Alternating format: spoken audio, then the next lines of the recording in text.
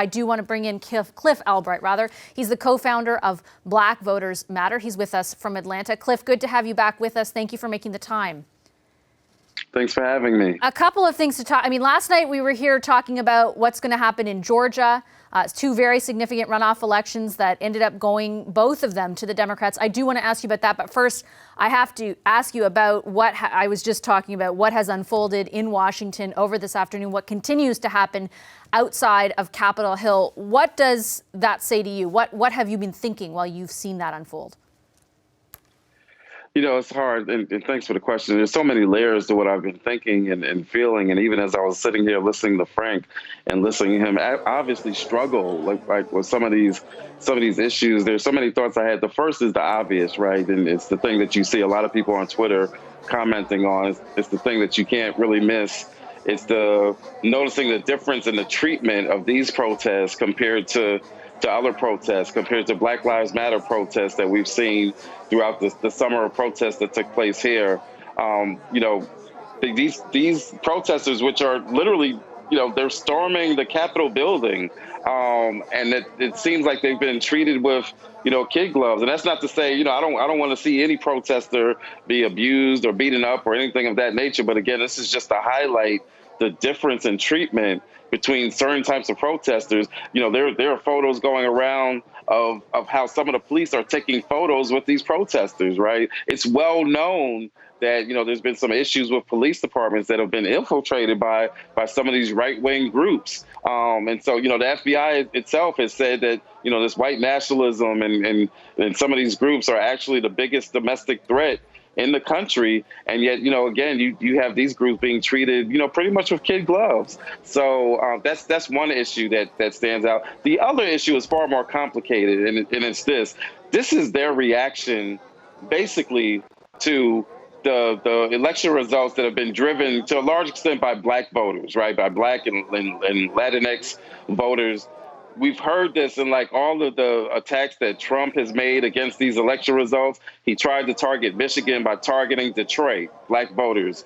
Even on a phone call where he was caught the other day threatening the Georgia Secretary of State, he was threatening, he was most upset about Fulton County, right? Black voters. These protesters are upset because they feel like they've been, an election's been stolen, because they are upset about the extent to which Black voters have been able to have their voices heard, and they're trying to overthrow and really disenfranchise Black voters. That's what this protest is about. It's really an extraordinary thing to watch. Did you ever think you'd see something like this? I think all of that which you've described is obviously not surprising to you. But did you expect to see it manifest in the way it did today? You know, I have to say I kind of did, right? I mean, because we've known about this protest for some time. Like this wasn't a secret protest. It wasn't stealth. It wasn't something that was just planned on social media and nobody knew about it, right? It was something that's been out in the open. The Trump himself has called for it, right? So we've known that it's been taking place. We've known what some of their other protests have looked like. We know that just recently that one of the Proud Boys leaders has been expelled from D.C. or banned from D.C. because the last time they had one of these, you know, they tore down some banners at a Black church. And so, like, we've known that this was going to take place. We've known that it had the potential to turn into this type of protest. As I mentioned, the FBI knows that many of the groups that are involved in this movement are basically domestic terrorist type organizations. It's really astounding that there wasn't more of a presence, Capitol Police or DC Police or some type of presence before they got to the point of getting inside the building. I mean, the images are stunning. They're sitting inside the well of the chambers, like with their feet up on the desk.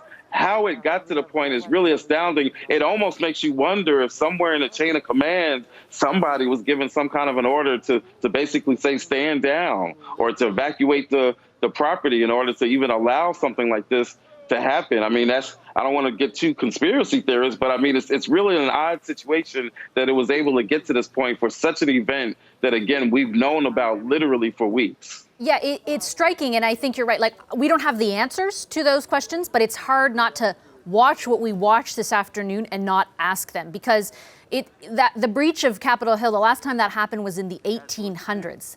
And we as Canadians, I think, sat there watching today thinking, wow, how could they get in? it was definitely jaw-dropping. Like I said, though, we don't know the answers to those questions, but it's difficult not to answer them. Just before I let you go, Cliff, on the topic that we were discussing last night that feeds into all of this as well. While the president continued to make those claims about unsubstantiated claims about the election being stolen and your vote not counting, it apparently worked on some Republicans in Georgia who ended up staying home, as you speculated it might. And Democrats were able to come away with both runoff elections. How big of a deal is that? Oh, I mean, it's obviously a huge deal. It means the balance of power in the U.S. Senate, which allows for Joe Biden and his administration to actually be able to get some things done on their policy agenda. It means so much in other ways, too, right? It means that in Georgia, there's really been a blueprint now for what it means or what the path is to be able to win a state like Georgia, to win other states in the South or other places, even in the Southwest, someplace like Arizona, that you can have a strategy where you can prioritize and reach out and invest in Black and brown communities and the organizations that serve and do outreach to those communities, that you can have that kind of a strategy and not only win an election, but reach historic levels of turnout in the process. Yes, Republican turnout was down, and that's an important thing. And yes, it turns out for Trump that when you tell people that an election is rigged and you tell them that maybe they shouldn't participate, surprise, surprise, some of your friends might actually listen to you. And that's what happened. But I don't want it to be lost that along with that, if it was just a decrease in Republican turnout, that wouldn't have been enough. It took a simultaneous increase in Black turnout. And we're seeing evidence that, Black turnout was somewhere along the lines of like 95%. In a runoff election, it was 95% of what it was in a general election. That's almost unheard of. And so this means a lot, both in terms of the policies that they'll be able to move forward, but also in terms of the blueprint that has now been established about what can be achieved when you invest in Black and brown voters. Okay, Cliff, I'm going to leave it there. Thank you, as always, for making time for our program. Really appreciate it. Cliff Albright is the co-founder of Black Voters Matter. Hi, I'm Vashi Capellos, host of Power in Politics. See more of our show by subscribing to the CBC News channel or click the link for another video.